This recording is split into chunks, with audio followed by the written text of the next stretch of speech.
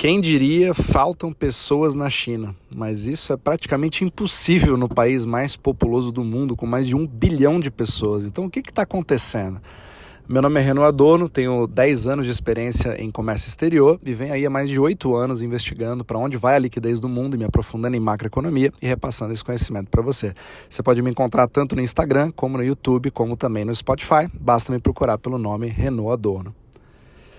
Então, eu já fiz alguns capítulos de geopolítica, principalmente focados na China, e no capítulo anterior eu falei bastante sobre o problema demográfico que a China vem passando por uma inversão completa da pirâmide demográfica, onde você tem cada vez mais pessoas mais velhas e cada vez menos novas gerações para poder substituir essas gerações atuais, né? Então, isso cria uma série de problemas que eu já discuti anteriormente. Agora, tudo isso cria um desequilíbrio completo que não é somente interno, mas também afeta todo o processo de globalização mundial, sendo que a China é a protagonista. Por isso que a gente fala muito sobre a China e é muito importante nós termos os olhos nela. E aí você começa a perceber que todo esse processo que a gente fala da próxima década, que já está acelerando um processo que a gente só esperaria ali para os próximos 30 anos, no mínimo, a gente está começando a ver tudo isso agora, e esses primeiros sintomas estão começando a aparecer. Então, pela primeira vez na história, segundo o Instituto Estatístico da China, mais pessoas estão morrendo do que estão nascendo. Então, no ano passado, 9,56 milhões de pessoas nasceram e, enquanto isso, quase 10,5 milhões de pessoas morreram. Ou seja, a população da China retraiu praticamente em 850 mil pessoas em um só ano. Isso é um número alarmante. A última vez que teve uma queda assim tão drástica na população chinesa foi durante o período daquele grande salto do Mao Tse-tung, que foi um grande movimento comunista que matou entre 30 a 40 milhões de pessoas por conta da onda de fome. Então, desde então, a gente não via a população chinesa tendo uma retração tão grande. E essa tendência, ela acaba se fortalecendo tanto, que a previsão das Nações Unidas, que ela acabou admitindo isso recentemente, é de que a China não seja mais o país mais populoso do mundo e perca esse posto para a Índia. Mas isso não nos próximos 10 anos, mas esse ano ainda, no ano de 2023, ou seja, um processo bem mais acelerado do que a gente imagina. E a coisa fica tão séria que mesmo assim, diante de tanta manipulação de números que a gente vê pelo Partido Comunista Chinês, e esse é um dos assuntos que preocupa muitas pessoas de fora, porque a gente já sabe que existe essa manipulação, isso é uma coisa já sabida, mas não é nada que se possa fazer, a gente ainda tem uma admissão das autoridades chinesas de que o país de fato sofreria em breve uma redução populacional séria, que começaria aí antes de 2025, só que isso está chegando bem mais cedo do que o previsto. Nós estamos em 2023 ainda. Então, é claro que essa catástrofe, na verdade, ela é algo que já vem sendo anunciado há muito tempo para quem acompanha a história da China. Não é algo que pegue todo mundo de surpresa, a não ser pela velocidade com que as coisas estão indo.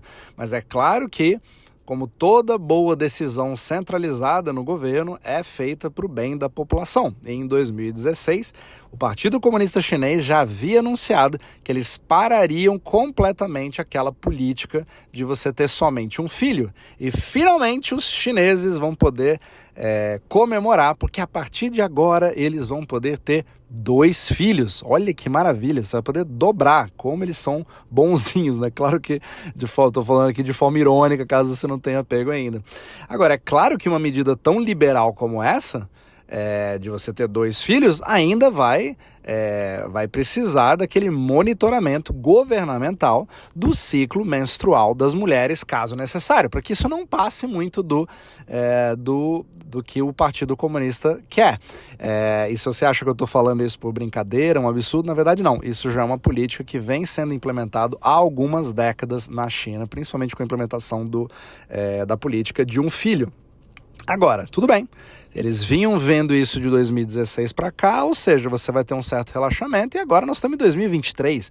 Então você deveria, tecnicamente, ter um resultado um pouco melhor, né? Se você relaxou, agora os chineses vão automaticamente querer ter 2 filhos. Só que o mais engraçado ou trágico é que mesmo com essa decisão tomada em 2016, você percebe uma completa desolação do povo chinês com o futuro. Então você vê que a maioria das pessoas tem uma expectativa sombria com o futuro da economia, fazendo com que muitos deles tenham a certeza de que os seus filhos vão ter uma vida pior do que eles estão tendo agora ou que os pais deles tiveram. Então, na verdade, a grande verdade é que os pais, eles na verdade estão pensando muito bem se eles vão mesmo querer ter 2 filhos. Na verdade, eu vou pensar muito bem antes de ter um filho. A grande verdade é que eu não quero nenhum filho.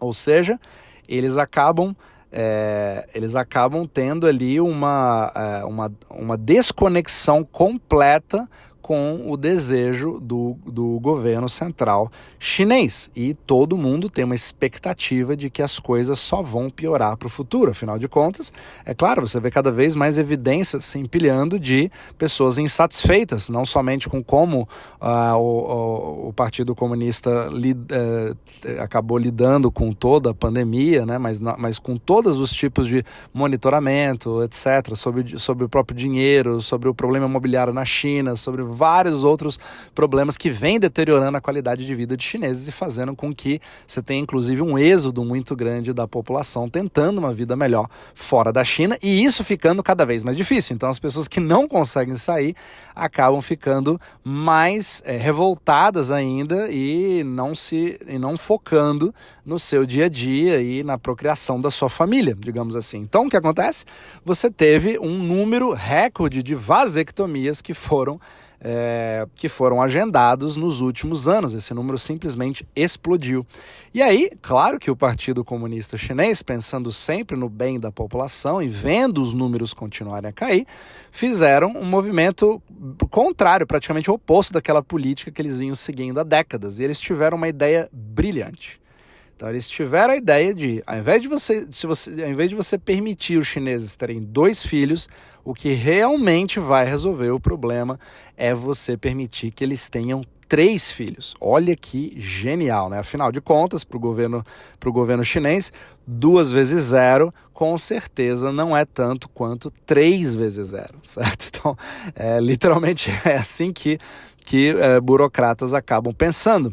E aí eles tentaram estimular esse crescimento populacional. Olha que loucura a gente falar nisso, né? Então o governo chinês tentando fazer com que a sua população volte a crescer. Então eles acabaram dando incentivos como cash em premiação para bebês nascidos, claro, para os pais, obviamente, ou mesmo um corte de impostos, e essas medidas elas falharam muito diante do fato de que os chineses simplesmente não querem ter filhos. Então, o que é engraçado é você perceber a seguinte coisa: se a gente está nesse momento falando sobre esse tipo de informação, um problema que está sendo visto no mundo inteiro, e a gente, ao mesmo tempo, tem uma manipulação muito grande dos dados que tem como fonte o próprio Partido Comunista Chinês, isso significa que a chance disso ser bem pior do que está sendo relatado é de 99%. E isso sim é o que realmente preocupa qualquer analista macroeconômico, porque ele sabe que isso vai afetar praticamente toda a economia mundial. E a gente teve recentemente ali o próprio Fórum Econômico Mundial em Davos, fez com que eles demonstrassem a indagação ali de uma preocupação sobre o atual estado econômico da China, já que essa pífia performance econômica desse ano, do ano passado, né, acabou destruindo qualquer esperança de recuperação econômica mundial que depende da China como locomotiva. Então a gente está literalmente diante de um fato que é cada vez mais inegável, que tem um monte de evidência empilhada de que o modelo de globalização, onde você tem o foco da China como locomotiva não consegue mais se perpetuar. Então, se a gente sabe que existe uma manipulação grande de dados, mas mesmo assim, né, a gente acaba sabendo e tal, mas a gente pode se perguntar por quê? Por que existe um esforço tão grande do governo chinês em tentar maquiar, em tentar esconder esses números ao máximo possível?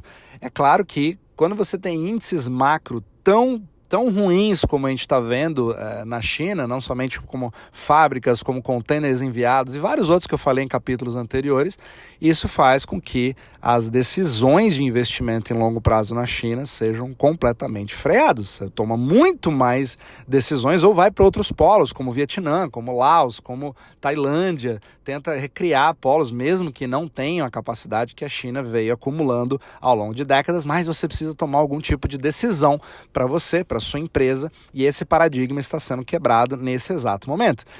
Só que quando você freia aqueles investimentos que já estavam destinados para ir para a China num determinado momento, somado com toda a incerteza de se aquele governo na província onde você se encontra vai entrar um lockdown novamente agora, né, em 2023, ainda tem esse tipo de preocupação, se vai abrir, se vai fechar, o que vai acontecer, se o porto de Xangai vai entrar os containers, se não vai. Então você tem, juntando tudo isso, obviamente que você tem uma retração muito grande nos investimentos e isso deteriora mais ainda as condições macroeconômicas da China.